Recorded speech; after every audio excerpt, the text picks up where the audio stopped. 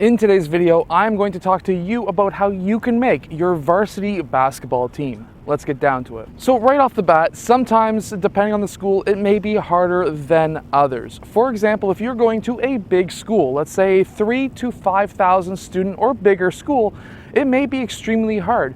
You may have 80 to 100 kids who are at your same tryout. So how can you, as a player, differentiate yourself from those other players? Well, there's a really good tip that I can give you. One thing to be able to separate yourself from other players is being vocal.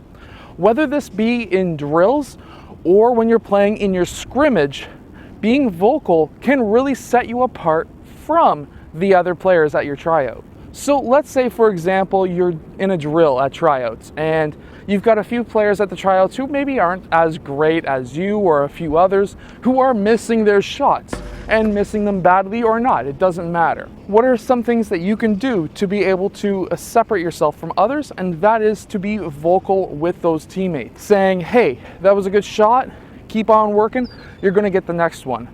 Being supportive for your teammates, whether they are the best player at tryouts and they just missed a dunk, it doesn't matter. Man, you're gonna get the next one, good job, high five, whatever. Be vocal, be supportive of everybody at the tryout. Try to prop them up, because by propping them up, they're also going to be propping you up, oddly enough. So one thing that I see a lot of when I used to coach basketball teams was at tryouts, it was basically do or die. Everyone was for themselves and nobody was playing as a team. Nobody would be supportive of others. They wanted to support themselves, and sure, that can help somewhat make you look better.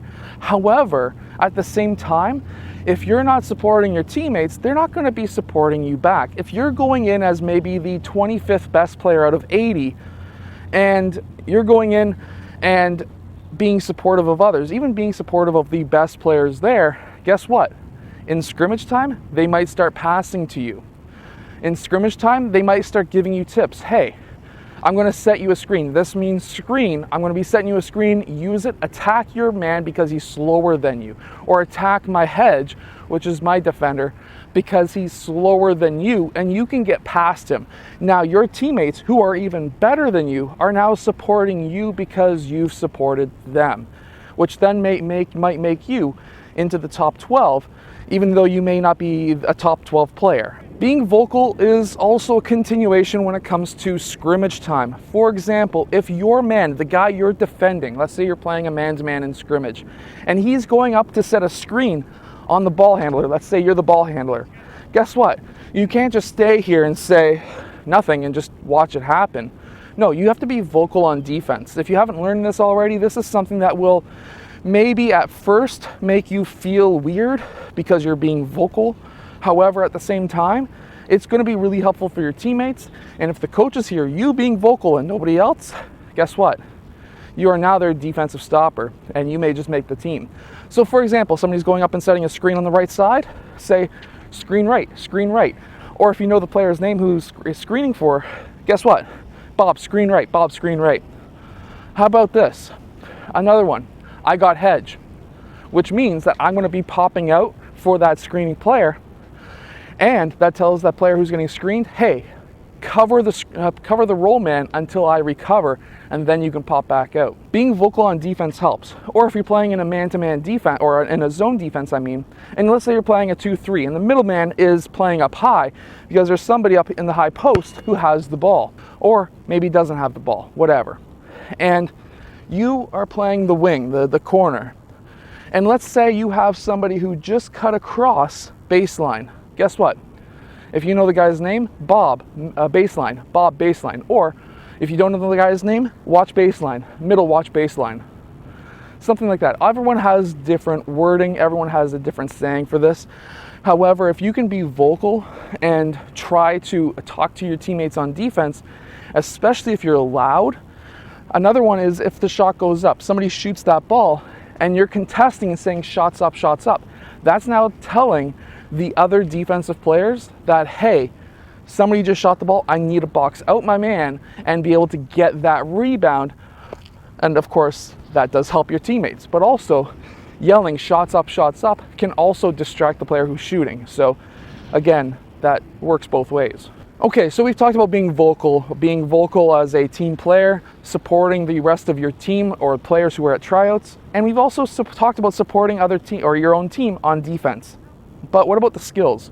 Skills are still really important. If you haven't been practicing over the summer, you're going to be really missing out on a lot of skills that you could have improved on where the other players on that tryout probably have been working.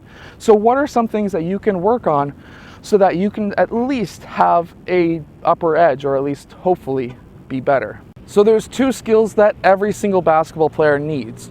Number one is shooting. It doesn't matter what position you play, you are going to have to shoot the basketball now. And number two is ball handling, being able to handle that ball.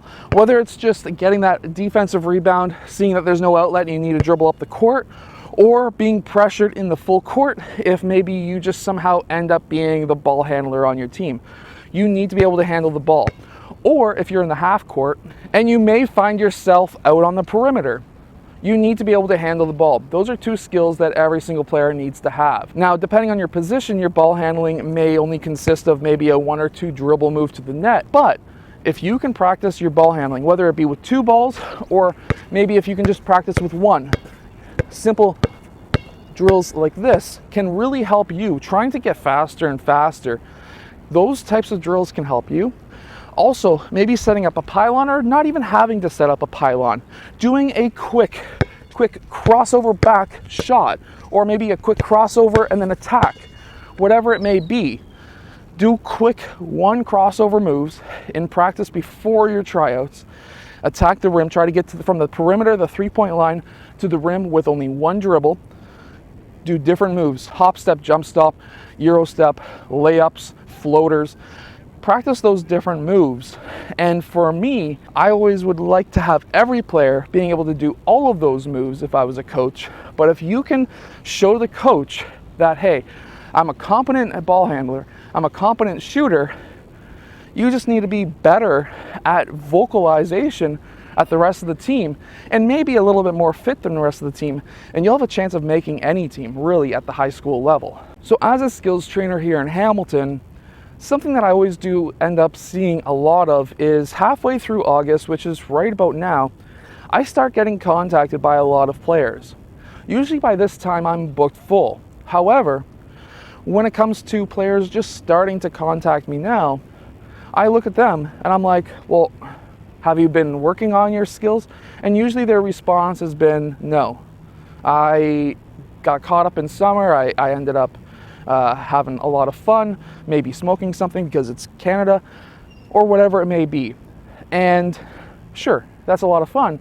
But if you haven't been working out and working on your game 24/7 really, then you are already a step below other players who have been. So make sure if you're watching this year and you're trying to make the team this year, well, there's always next year as well. But guess what? Work on your game. If you don't make the team this year, work on your game every single day. Work on your physical attributes, whether it be your ability to run, your ability to jump, whatever it may be, just size and athleticism in general. Work on your ball handling, work on your shooting, maybe get a trainer, and guess what? You should be able to make that team next year as long as you put in the work. I hope that this video has helped you. If it has, hit that like button and subscribe, and I'll see you guys again next time.